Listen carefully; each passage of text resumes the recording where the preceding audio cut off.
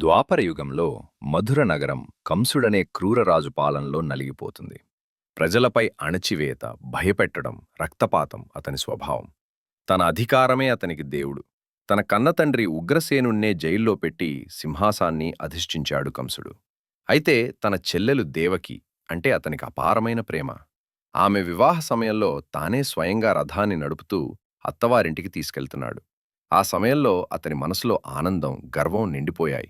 సరిగ్గా అప్పుడే ఆకాశం నుండి గంభీరమైన దైవవాణి వినిపించింది. ఓ కంసా, నీవు ఎవర్ని ప్రేమిస్తున్నావో ఆ దేవకి 8వ సంతానమే నీ మృత్యువు. ఆ మాటలు కంసుడి హృదయాన్ని కంపించేశాయి. నా మెనల్లుడు నన్ను చంపడమేంటి? నా రాజ్యమే నాకు ముఖ్యం అని అతని మనసులో భయం, అహంకారం ఢీకొన్నాయి. ఆ క్షణమే అతడు రథాన్ని వెనక్కి తిప్పాడు. ప్రాణభయంతో పిచ్చివాడిలా మారిన కంసుడు దేవకీ వాసుదేవులను కటిక చీకటి కారాగారంలో బంధించాడు.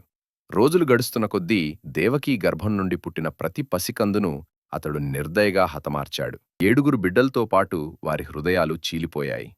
చివరకు 8వ సంతానం సమయం దగ్గరపడింది. కంసుడు రాత్రిళ్లు నిద్రపోలేక కలవరపడసాగాడు. ప్రతి నీడలోనూ తన మరణాన్ని చూశాడు. శ్రావణమాసం, అష్టమి తిథి, అర్ధరాత్రి. ప్రకృతి ఉగ్ర రూపం దాల్చింది. ఉరుములు, మెరుపులు ఆకాశాన్ని చీల్చాయి. అదే సమయంలో ఆ చీకటి జైల్లో ఒక్కసారిగా కోటి సూర్యుల కాంతి విరాజిల్లింది. సాక్షాత్తు శ్రీ మహావిష్ణువు పసిబాలుడి రూపంలో శ్రీకృష్ణుడిగా అవతరించాడు. దేవకీ వాసుదేవులు భక్తితో నమస్కరించాడు.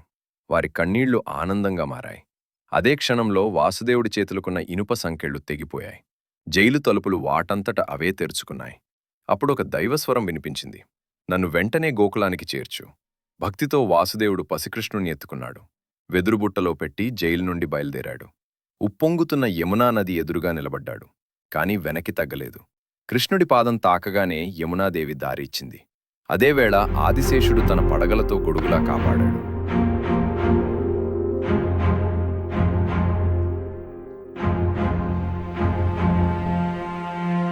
చివరకు వాసుదేవుడు నందగోకులం చేరుకున్నాడు. యశోదదేవి పక్కన కృష్ణుణ్ణి నిద్రపోబెట్టి ఆమె ఆడబిడ్డను తీసుకుని తిరిగి జైలుకు చేరుకున్నాడు. దేవకీ వాసుదేవులు ఒకరినొకరు చూసుకుని ఊపిరి పీల్చుకున్నాడు. మన కృష్ణుడు సురక్షితంగా ఉన్నాడు అనే నమ్మకం వారి కన్నుల్లో మెరిసింది. గోకులంలో బాలకృష్ణుడు చిరునవ్వుతో తన లీలలను ప్రారంభించాడు.